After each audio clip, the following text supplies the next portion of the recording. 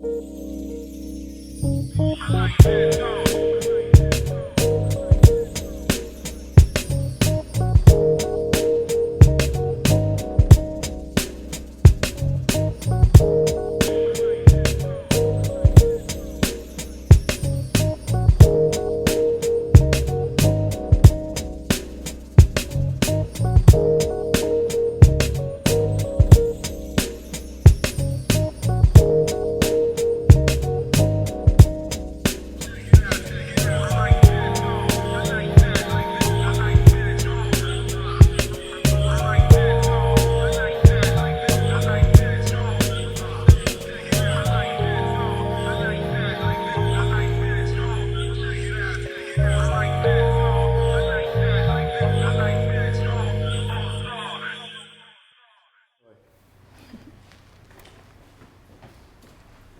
me get ready for this. Once again, let's get ready for this.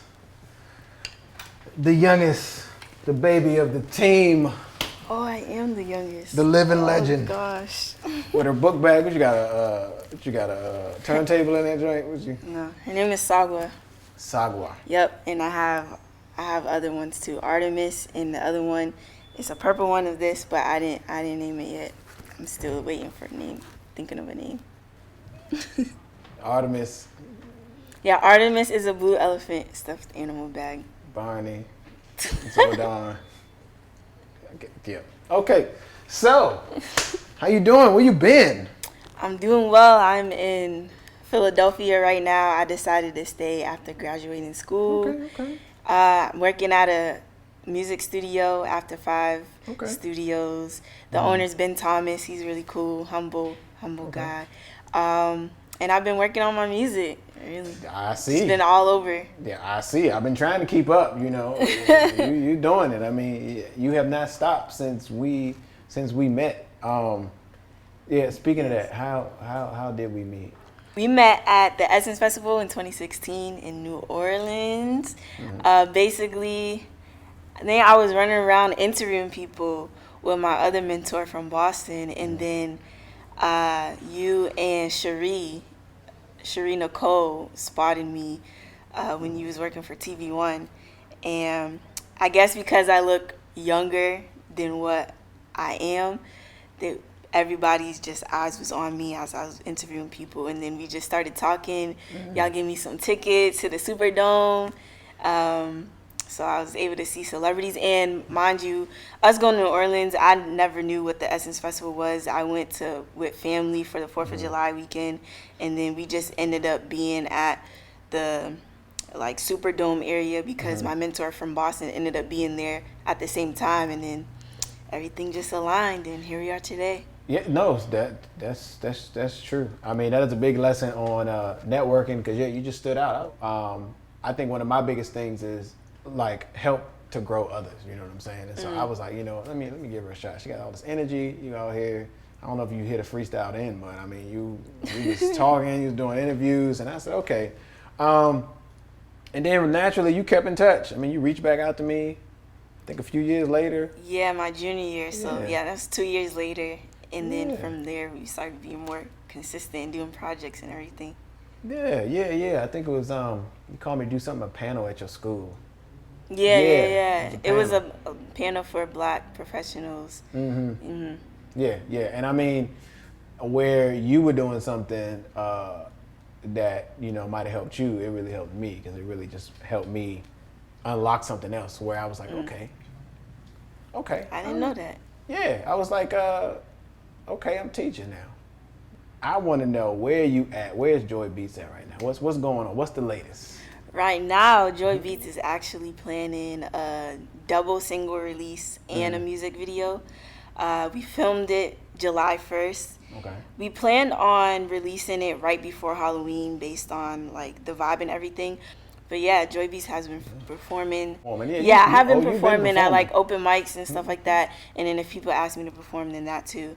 And also, I've been planning my EP that relates to the 2 singles in the music video I'll be releasing. It's a whole concept EP. So you got all okay. Like a storyline and everything. Oh, all right, I see. Yeah. You doing a little filmmaking or something. All right, I see. All right, cool. Creative directors. Yeah, that's and speaking of that creative directing, let's talk about like your element. Like when you go into it, I'm sure there's more than just mixers and samples that you're just throwing together. Like when you get into your zone, like how does it start? Like where do you go?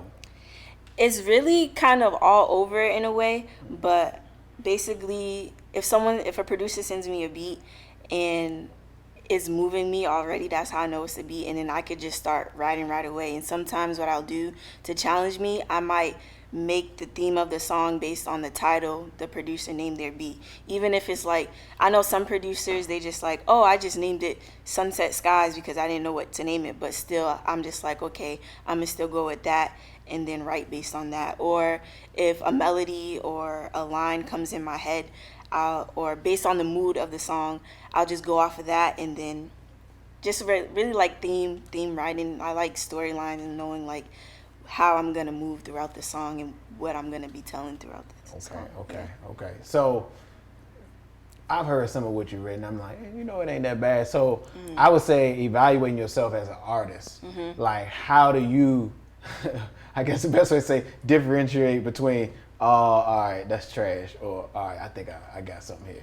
I mean, some people don't know that. They just like, yeah, it's a hit because I wrote it. Like, yeah, no. Me is for if I share it with someone, even if it's the demo and it's already stuck in their head. And then what they always say is when you go back to a song and you can remember the melody or the lyrics right away, then that's how you know it's good. And a lot of what I've been writing recently, even if it's demos or I wrote it 1 month and then didn't go back to it until a month later and I still remember the entire verse as if I performed it, that's when I know like this is it. And I feel like I've been getting a lot better with my writing, and I'm there with my writing where I could just write something fire like, and then there it is. Right away, yeah. Boom. So what is your fondest memory? Fondest memory? Yeah. I'll say overall just the 48-hour film project we did with Vera City. Just that whole process, it just gave me a different outlook on film production and just like how everything aligns and just the whole timeline, everything since I was there from writing the script all the way to the end of it. It was just really interesting. And what was your role in that? I had a lot of different roles. It was like co-production manager, sending out emails, making sure everybody and like the actors or the behind the scenes crew were at the right place at the right time and making sure they know what their role is. Also helped with the script a little bit. Yeah, you did it all. Yeah, the slate. I did the slate at one point. Yeah, you was doing it, and it helped. Yeah. I thought it was 10 people in the room. It was just you. Well, last question: what's next for Joi Beatz? I mean, you got the EP coming out. What's the future hold? No holds barred. Money ain't a factor. Oh yeah. What's next? What's next for Joi Beatz is just releasing multiple concept EP projects, like basically kind of how Lil Wayne and like other artists, they have their mixtapes and it's like Carter 1, 2, 3, 4, 5. Yeah. I basically have a concept EP where it's like 1, 2, 3, 4, 5, and it's just showing my versatility based on my sound as an artist. And then I'm also currently recording a lot of artists and helping them with their music, whether I'm just recording, helping with vocal production, or I'm producing their beats, or I am like mixing their songs. So that's everything I'm doing right now.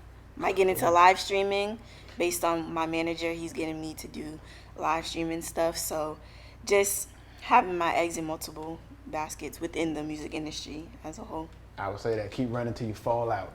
Exactly. Last thing, you being, how young are you? 22? 23. 23, yeah. See, with your age, you say how young are you, not how old are you. So at 23, what would be your advice for somebody that's getting started, either trying to, I guess, run a business or start their writing? Like, what would you tell them?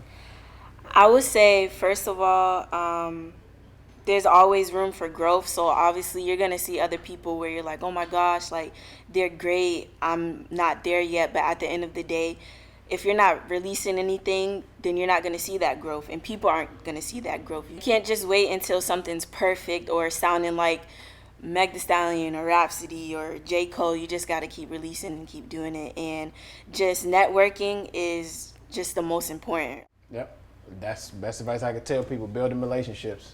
It's not what you know sometimes, it's who you know. Then it's what you know. So yeah. And always be prepared, because you never know what opportunity is going to come your way. I ain't got no other way to say it. That's it, y'all. Joi Beatz.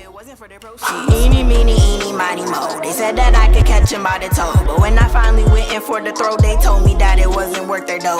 But joke's on them, I'm doubling back to do what I wanna do while they hands in the trap. They worry too much about the cheese, ain't noticing that I'ma have it my way as a cream, matter of fact.